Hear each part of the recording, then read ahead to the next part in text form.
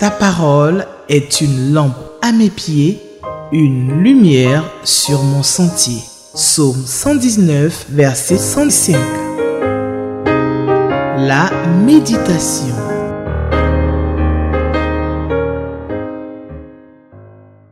Chers téléspectateurs, c'est avec beaucoup de joie que je vous souhaite la bienvenue à l'émission La Méditation. Shalom. Cette émission est une coproduction de Espérance TV, la télévision de l'Église méthodiste de Côte d'Ivoire et de la Ligue pour la lecture de la Bible en Côte d'Ivoire. Alors, chaque jour, un texte nous est proposé par le lecteur de la Bible, qui est le guide de méditation que nous utilisons pour lire la Bible chaque jour. Et pour le mardi 15 avril 2025, le texte qui nous est proposé par le lecteur se trouve dans l'évangile de Matthieu, Matthieu chapitre 27, versets 1 à 10. Matthieu chapitre 27, versets 1 à 10. Une parodie de procès, c'est le titre que le lecteur donne à ce passage. Nous prions.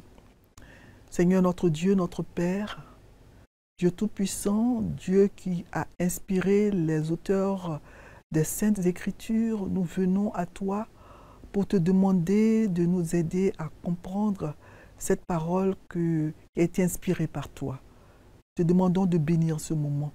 Te demandons, Éternel, de permettre à tous ceux qui nous écoutent actuellement, non seulement d'écouter ta parole, mais de la comprendre et qu'elle puisse vraiment faire du bien, leur permettre d'être plus proches de toi, Seigneur.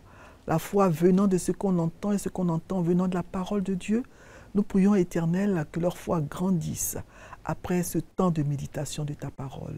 Bénis ce moment et parle à chacun et chacune au nom de Jésus. Amen.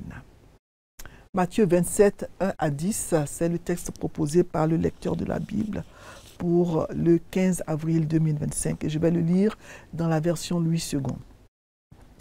Dès que le matin fut venu, tous les principaux sacrificateurs et les anciens du peuple tinrent conseil contre Jésus pour le faire mourir. Après l'avoir lié, ils l'amenèrent et le livrèrent à Ponce Pilate, le gouverneur. Alors Judas, qui l'avait livré, voyant qu'il était condamné, fut pris de remords et rapporta les 30 pièces d'argent aux principaux sacrificateurs et aux anciens en disant « J'ai péché en livrant le sang innocent. » Ils répondirent « Que nous importe, cela te regarde. » Judas jeta les pièces d'argent dans le temple, se retira et alla se pendre. Les principaux sacrificateurs les ramassèrent et dirent « Il n'est pas permis de les mettre dans le trésor sacré puisque c'est le prix du sang. » Et après en avoir délibéré, ils achetèrent avec cet argent le champ du potier pour la sépulture des étrangers. Verset 8. C'est pourquoi ce champ a été appelé champ du sang jusqu'à ce jour. Alors s'accomplit ce qui avait été annoncé par Jérémie le prophète. Ils ont pris les 30 pièces d'argent, la valeur de celui qui a été estimé, qu'on a estimé de la part des enfants d'Israël, et ils les ont donnés pour le champ du potier comme le Seigneur me l'avait ordonné. Amen. Matthieu chapitre 27, versets 1 à 10. Nous sommes dans la semaine sainte. C'est comme ça que dans la tradition chrétienne, on nomme la semaine qui commence le jour des rameaux, le dimanche des rameaux, avec l'entrée à Jérusalem de Jésus et qui se termine le dimanche de Pâques avec la célébration de la résurrection de Jésus. Alors au cours de cette semaine, Jésus sera arrêté, soumis à ce qu'on appelait une parodie de procès, torturé, mis à mort sur une croix, puis il ressuscitera le 3e jour comme il avait lui-même annoncé à ses disciples. Donc Jésus, après avoir pris le dernier repas avec ses disciples pour célébrer la Pâque juive, va au jardin de Gethsémani pour prier.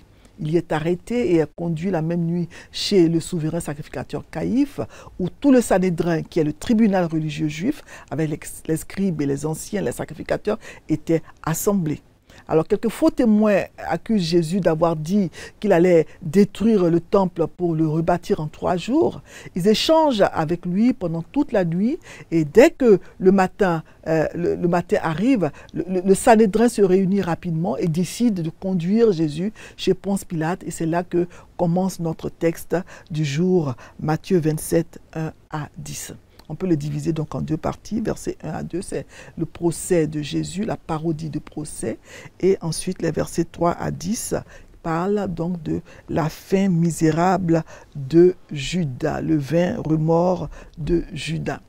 Donc, dans les versets 1 à 2, nous voyons que Jésus est livré à Pilate. Tous les principaux sacrificateurs, les anciens du peuple, ils ont comploté contre Jésus pour le mettre à mort. Il s'agissait donc du rassemblement officiel du Sanhédrin parce que la séance de la nuit, la séance nocturne, était une séance informelle. Et c'était tenue pendant la nuit, c'était une séance qui était illégale. Donc, elle est aussi décrite dans Luc 22, versets 66 à 71, qui nous donne plus de détails sur cette séance nocturne. Alors, comme le montre le texte de Luc que nous n'avons pas à lire, ce procès du matin, il était essentiellement le même que l'interrogatoire informel qui avait eu lieu pendant la nuit. Donc pendant la nuit, ils s'étaient réunis et ils s'étaient réunis à nouveau le matin parce que ce qui s'était passé pendant la nuit était illégal. Donc après cette parodie de procès contre Jésus pour le faire mourir, ils vont le conduire chez Ponce Pilate. Ponce Pilate donc, qui était le gouverneur, le procurateur romain qui gouvernait la province de Judée. Nous savons que la Palestine était sous domination romaine à cette époque. Une parodie de procès, c'est un procès dont le verdict est déterminé à l'avance et où les droits de la défense sont partiellement ou totalement bafoués. Donc le verdict de ce procès tenu par le Sanhédrin, le tribunal religieux juif, avant de conduire Jésus au gouverneur Ponce Pilate, le gouverneur romain, le verdict était déjà connu puisque c'était pour faire mourir Jésus. Donc la condamnation à mort de Jésus avait déjà été décidée avant sa comparution devant le Sanhédrin. C'est pour cela qu'on a parlé d'une parodie de procès, d'un simulacre de procès, d'un semblant de procès. Il était contraire à toutes les formes du droit d'agir la nuit contre la vie d'une personne. C'est pour cela donc qu'après s'être séparés certainement pendant quelques heures, ils ont délibéré pendant la nuit, ils se sont séparés peut-être pendant quelques heures. Donc ils se réunissent de nouveau au point du jour le matin, feignant ainsi de respecter la loi puisque ce qui s'est passé la nuit n'était pas légal. Voilà. Généralement, ce rassemblement d'hommes on attendait toute la journée pour voir si quelqu'un avait des objections ou des preuves pour libérer l'accusé. Mais aujourd'hui, c'est la Pâque. C'est la Pâque juive bientôt. Donc, les Juifs, ils n'ont pas le temps pour ça. Ils vont bientôt célébrer la Pâque. Ils ne devraient même pas se réunir un jour sacré à une période aussi sacrée que celle-là. Mais cela montre l'extrême injustice du procès de Jésus. Donc le Sanhédrin va ensuite livrer Jésus à Ponce Pilate, le gouverneur nommé par les Romains sur la Judée, parce que les Juifs n'avaient ni le droit ni le pouvoir de mettre Jésus à mort. La condamnation à mort de Jésus devait être prononcée par le gouverneur romain, par les Romains. Donc Pilate, qui avait été nommé gouverneur de la Judée par l'empereur Tibère César, était celui qui devait prononcer la condamnation à mort de Jésus parce qu'il détenait, comme les autres gouverneurs nommés par Rome, le pouvoir de vie et de mort sur les sujets de Rome. Je rappelle donc que la Palestine était sous domination romaine à cette époque. Donc les dirigeants juifs, ils avaient des raisons de s'attendre à un résultat favorable lorsqu'ils se sont adressés à Pilate, lorsqu'ils ont conduit Jésus à Pilate. Parce que l'histoire nous montre que Pilate était un homme cruel, un homme impitoyable, presque totalement insensible aux sentiments moraux des autres. Donc il pensait certainement, et il était sûr que Jésus allait mettre à mort ce Jésus, que Pilate plutôt allait mettre à mort ce Jésus qui les dérangeait tant. Alors la résidence ordinaire des gouverneurs était Césarée, sur la côte de la mer. Mais ils avaient l'habitude d'être à Jérusalem au moment de la Pâque, avec un détachement de soldats pour veiller à la paix publique. C'est pour cela que Pilate se trouvait à Jérusalem à cette époque de l'année. Alors Matthieu, il interrompt à partir du verset 3 le fil de son récit pour indiquer ce qu'il est advenu de Judas, le disciple qui a trahi Jésus par un baiser. Nous avons donc dans les versets 3 à 10 la fin misérable de Judas. Donc Judas, il avait reçu 30 pièces d'argent de la part des chefs religieux juifs pour trahir Jésus. Et quand il a vu la tournure que prenaient les événements, Jésus ayant été livré à Pilate pour être condamné à mort, il a eu des remords et il a rapporté les 30 pièces d'argent. Judas était rempli de remords et non de repentir. Même s'il savait exactement ce qu'il avait fait, il reconnaît qu'il a péché. J'ai péché en livrant du sang innocent. Judas était plus désolé du résultat de son péché que du péché lui-même. Certainement, il ne s'attendait pas à ce que Jésus soit conduit à Pilate et condamné à mort. Et on va le voir tout à l'heure, il y a une énorme différence entre le remords et le repentir. Donc, en jetant l'argent dans le temple où seuls les prêtres étaient autorisés à entrer, Judas, il voulait impliquer les prêtres dans son crime. C'était sa façon de dire, c'est vous qui m'avez remis cet argent sale. Vous aussi, vous êtes coupable de cela. Vous êtes coupable autant que moi. C'était l'acte d'un homme désespéré, qui espérait peut-être que cela pourrait être une sorte d'expiation pour son péché. Que c'est triste. Peut-être que Judas s'attendait à ce que Jésus se délivre miraculeusement de ses ravisseurs. Et quand il a vu que Jésus était condamné à mort, le remords l'a envahi. Et il a rapporté aux principaux sacrificateurs, aux anciens, qui étaient ses camarades criminels, ses camarades de crime, la récompense de son infamie. Judas dit au verset 4, « J'ai péché en livrant le sang innocent ». Judas, il avait en effet été avec le Seigneur Jésus, en public et en privé. Et s'il avait vraiment pu trouver un défaut en Jésus, cela aurait été le moment de le mentionner. Si Jésus était vraiment coupable, s'il avait des crimes en lui, Judas l'aurait mentionné. Mais Judas, même le traître, Judas qui l'a trahi, il va reconnaître que Jésus est innocent. J'ai livré le sang innocent. La femme de Pilate, elle dira la même chose au verset 19. Pilate lui-même aussi dira la même chose dans les versets 23 et 24. La femme de Pilate parlera du juste. Même les détracteurs de Jésus ont rendu de lui le témoignage qu'il était juste et innocent. Alors les chefs religieux, au lieu de réconforter et de consoler Judas, répondent au remords qui l'envahit. Ils répondent à ce remords-là par de l'indifférence. Ils répondent que nous importe. Une façon de dire, mais nous, on s'en fout. Cela te regarde. Les chefs religieux traitèrent mal leur serviteur Judas. Et pourtant, c'était eux qui l'avaient entraîné à faire cela. Mais il faut savoir que les tentateurs, ils ne font jamais de bons consolateurs. Ils te poussent à commettre des péchés. Et une fois que tu es tombé, ils t'abandonnent à ton triste sort avec ta conscience qui t'accuse. Ça, c'est ce que fait le diable.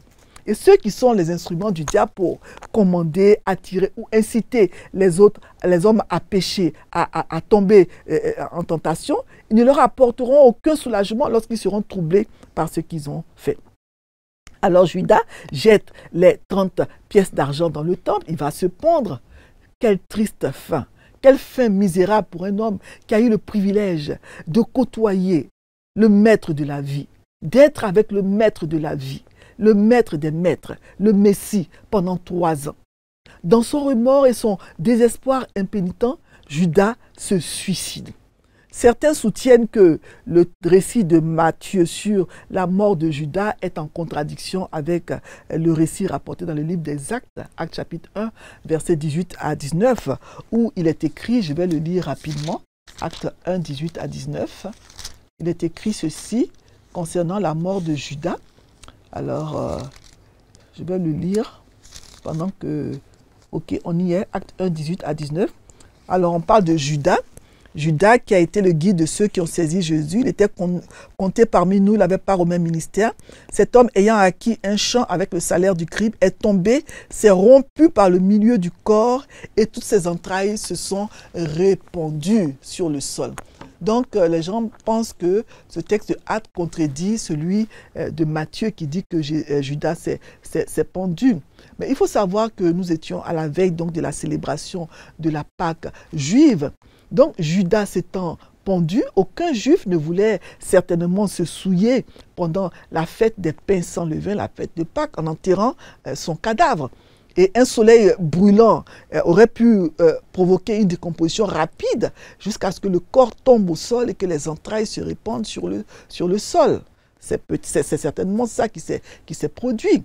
Voilà, donc le texte de Matthieu n'est pas contredit par le texte du livre des Actes. Alors les principaux sacrificateurs, ils ramassent ensuite l'argent en disant il n'est pas permis de mettre cet argent dans le trésor sacré parce que c'est le prix du sang. Dieu, effectivement, dans Deutéronome 23, 18, avait donc dit de ne pas apporter dans sa maison le salaire d'une prostituée, le prix d'un chien pour l'accomplissement d'un vœu quelconque, parce que tout ça était en abomination à l'Éternel. Donc, c'est ce que les sacrificateurs avaient interprété comme du gain sale, de l'argent sale. C'est pour cela qu'ils ont refusé de mettre cet argent dans le trésor du temple, le trésor sacré. Ça doit nous faire réfléchir sur la provenance de l'argent que nous recevons dans nos communautés chrétiennes. Voilà. Alors, les principaux sacrificateurs, ils ont dit qu'il n'est pas permis de mettre les 30 pièces d'argent dans le trésor parce que c'est le prix du sang. Donc, on voit ici l'hypocrisie des principaux sacrificateurs. Cette hypocrisie, elle était évidente. Ils ne voulaient pas se souiller avec le prix du sang, alors que c'était de l'argent qu'ils avaient donné eux-mêmes à Judas.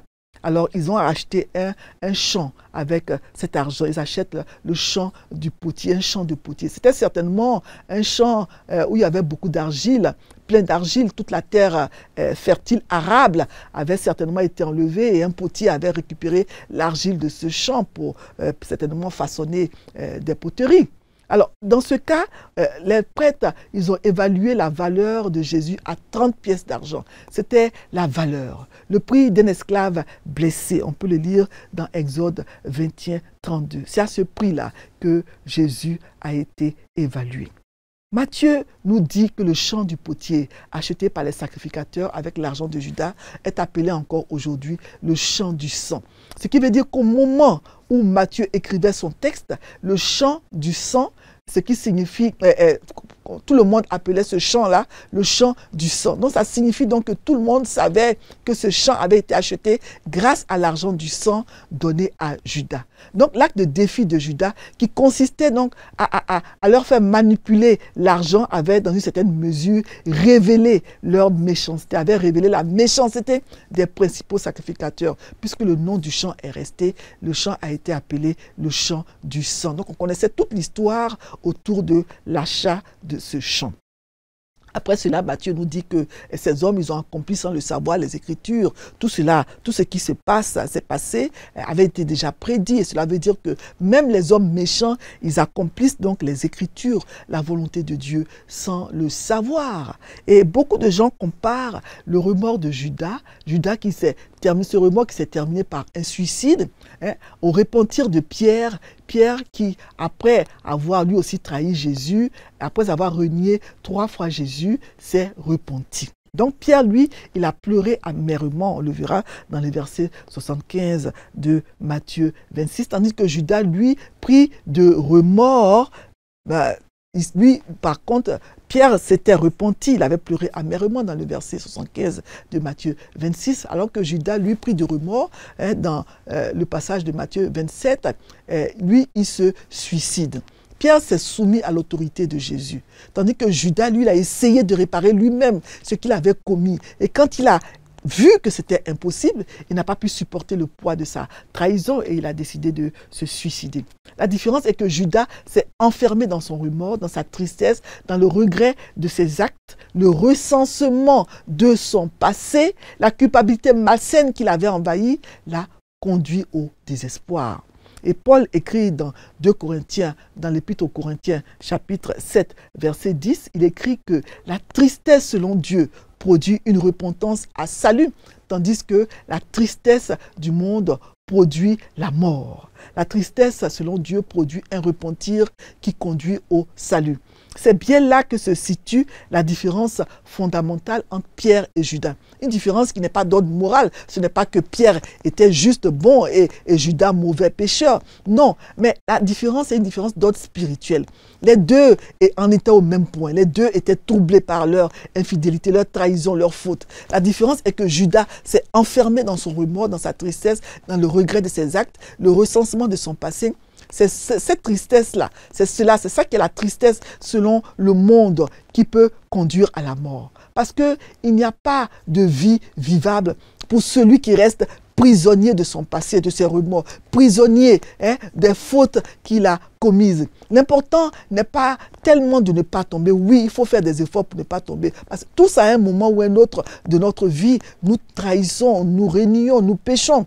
Tous ont péché et sont privés de la grâce de Dieu, selon Romains 3, 23. L'important est de ne pas rester à terre et abattu lorsque nous avons chuté.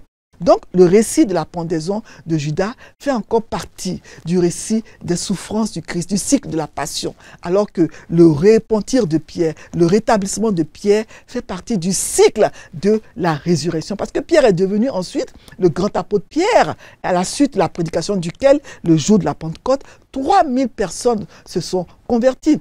Donc la seule différence fondamentale entre Pierre et Judas, c'est que Pierre s'est repenti et Judas s'est enfermé dans son remords. Donc cela doit nous servir de leçon. 1 Jean 1, verset 9 à 10, passage que nous connaissons bien, nous dit que si nous confessons nos péchés, Dieu est fidèle et juste pour nous les pardonner, pour nous purifier de toute iniquité. Et si nous disons que nous n'avons pas de péché, nous nous séduisons nous-mêmes. Et la vérité n'est point en nous. Alors, qu'est-ce qu'on peut tirer comme leçon de ce texte? Nous apprenons que Jésus aurait dû être libéré. Parce que Judas est celui qui a amené Jésus. C'est lui qui a condamné, qui a trahi Jésus. Celui qui a vécu avec Jésus pendant 3 ans. Et il avoue maintenant qu'il a commis une erreur. Donc, en principe, le tribunal devait reprendre ses travaux, délibérer à nouveau. Et le témoin majeur qui était Judas, il avait avoué son erreur. Et Judas donc devait être tué par Jésus parce qu'il avait fait un faux témoignage. Mais Jésus est déclaré innocent par celui qui l'a trahi. C'est Judas qui l'a trahi. Et Judas dit que Jésus est innocent. Mais à la fin, nous découvrons que tout cela, c'était la volonté de Dieu. Il fallait que la volonté de Dieu s'accomplisse à travers la méchanceté des hommes. Tout cela s'est produit pour accomplir les Écritures. Matthieu ne cesse de nous le rappeler pour savoir que ici, là, contrairement à ce que beaucoup de gens pensent, ce n'est pas Satan qui gagne.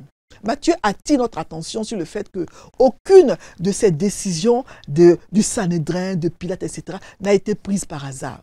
Jésus savait exactement ce qui allait lui arriver. Et il a prédit en détail tout ce qui allait lui arriver. Il avait dit à ses disciples qu'il allait mourir. Donc, Matthieu attire à nouveau notre attention sur le fait que rien dans le week-end de la crucifixion de Jésus n'a été une surprise pour Dieu. Tout ce qui s'est passé ce week-end s'est produit dans un seul but. Ce but c'est que ça devait s'accomplir, ça devait arriver pour nous ouvrir la voie du salut. Donc, je doute que les principaux sacrificateurs, le Sanhédrin, Pilate et tous ces gens-là aient réalisé le rôle qu'ils jouaient dans l'accomplissement de la prophétie messianique. Ils ne le savaient pas eux-mêmes. Mais leurs actions, ils étaient apathiques, ils étaient méchants, ils étaient hostiles. Leurs actions envers Jésus les ont en fait amenés, sans qu'ils le sachent eux-mêmes, à accomplir les prophéties qui désignaient Jésus comme le Messie envoyé par Dieu qui devait mourir pour le salut de l'humanité. Cela me dit que même lorsque nous ne pensons pas que Dieu est présent ou qu'il s'en soucie, Dieu est toujours capable d'agir dans les coulisses et de diriger nos vies. Même si nous ne comprenons peut-être pas ce qui se passe à ce moment-là, nous pouvons être sûrs qu'à l'avenir, nous pouvons regarder en arrière et voir comment Dieu a dirigé chaque étape de nos vies. Pourquoi est-ce que Dieu a permis que ceci ou cela arrive? On apprend que Judas a regretté ce qu'il a fait. Sa conscience l'écrasait. Il pensait qu'en trahissant Jésus, il allait continuer sa vie. Il avait perdu 3 ans à suivre le fils d'un pauvre menuisier, etc., qui, d'après Judas, jetait l'argent comme si de rien n'était, gaspillait l'argent. Par exemple, quand il s'agissait du parfum qu'on devait offrir à Jésus, Judas disait que cet argent-là aurait pu être consacré aux pauvres, etc., et tout ça. Et de cette révélation, nous tirons des leçons essentielles. Nous apprenons que le péché intérieur, il nous mine, il nous détruit intérieurement. Il nous conduit au regret, il nous conduit au remords plutôt. Judas, il était gourmand. Il voulait que l'argent qu'on donnait à Jésus soit consacré aux pauvres, mais ce n'était pas tellement parce qu'il s'inquiétait des pauvres, c'est parce qu'il volait l'argent de la caisse. Et il ne faut pas vraiment suivre l'exemple de Judas. Cela nous pousse à répondre aux questions du jour, question 3, question 7. Question 3. Y a-t-il un exemple à suivre ou à ne pas suivre? Oui, évidemment. L'exemple de Judas n'est pas à suivre. L'exemple de Judas qui regrette ce qu'il a fait, certes, mais qui ne se repent pas, qui se fait justice lui-même, qui se pend, qui va se pendre. Voilà. C'est à Jésus qu'il faut venir, dans la repentance, quand on a péché. Quand le poids de notre péché est trop lourd, venons à Jésus. N'essayons pas de nous faire justice nous-mêmes. N'essayons pas de réparer notre péché nous-mêmes. On n'en est pas capable. Le remords conduit à la mort, conduit donc à s'autodétruire, à l'autodestruction. Mais la repentance conduit au salut. Donc il nous faut nous repentir. N'essayons pas de nous faire justice nous-mêmes. Question 6, quel avertissement? Oui, faisons attention à l'amour de l'argent. Parce que l'argent, c'est la racine de tous les maux. Cela peut nous pousser à commettre des actes que nous regretterons par la suite. Les richesses mal acquises ont un arrière-goût amer. L'argent ne comble pas le vide du cœur. Judas avait l'argent, mais il s'est suicidé, écrasé par le remords. L'argent ne procure pas la paix du cœur, surtout quand il a été mal gagné. Considérez attentivement le résultat dans la vie de Judas. Il a reçu de l'argent, mais il était vide intérieurement. Le plaisir d'avoir reçu l'argent est vite passé. Ce plaisir n'avait duré peut-être que quelques heures. Il n'avait ni paix, ni sécurité, ni amour dans le monde. Les sacrificateurs qui avaient été ses complices l'avaient abandonné. Tout le monde l'avait abandonné. Il a perdu Dieu. Est-ce que vous êtes gourmand comme Judas? Est-ce que vous êtes prêt à tout pour avoir de l'argent? Beaucoup de gens tissent des pactes dans le monde mystique pour avoir de l'argent. Ils sont certes pleins d'argent, ils vivent dans l'opulence, mais ils sont vides intérieurement. Beaucoup même n'arrivent pas à dormir la nuit parce que le diable, ce que le diable leur demande de faire en retour pour maintenir cette richesse mal acquise ne peut même pas être nommé. Ils ont l'argent, ils sont riches extérieurement, mais pauvres intérieurement. Et beaucoup parmi eux se suicident, hélas, comme Judas. Si c'est le cas pour toi aujourd'hui, qui m'écoute actuellement, pardon, ne fais pas comme Judas, ne te suicide pas, ne t'enlève pas la vie. Va voir un homme de Dieu qui t'encadrera et qui te montrera la voie de la repentance qui conduit au salut. Dieu peut te délivrer de tous ces pactes que tu as tissés dans le monde spirituel et te donner la paix du cœur, te redonner la vie. Parce que c'est la bénédiction de l'Éternel qui enrichit sainement. Et cette bénédiction-là n'est suivie d'aucun chagrin. Alors que celle du diable produit, si on peut appeler ce que donne le diable, bénédiction. Celle du diable produit des regrets et conduit à la mort, comme dans le cas de Judas. Que le Seigneur nous aide vraiment à rechercher sa bénédiction. C'est la bénédiction de l'Éternel qui enrichit et elle n'est suivie d'aucun chagrin. Venons au Seigneur pour avoir la vie. Repentons-nous quand nous avons mal agi et ne cherchons pas à réparer nous-mêmes notre propre justice parce que nous ne pouvons pas le faire. Amen. Nous prions. Merci Seigneur pour ta parole.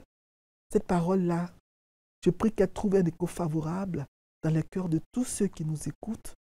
S'il y en a qui ont tissé des pactes pour avoir de l'argent, s'il y en a qui ont commis des actes horribles pour avoir de l'argent, comme Judas l'a fait, que chacun sache qu'il est toujours possible de venir au Seigneur, il est toujours possible de repartir à zéro avec lui, possible de se repentir, parce que tous les pactes peuvent être brisés par la puissance du Saint-Esprit.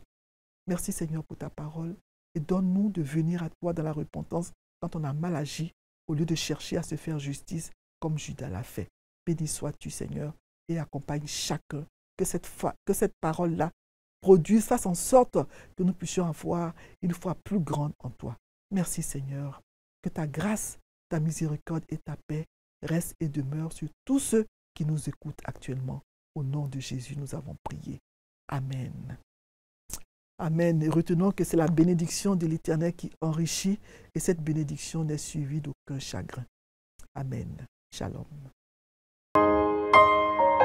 Ta parole est une lampe à mes pieds, une lumière sur mon sentier. Psaume 119, verset 105. La méditation.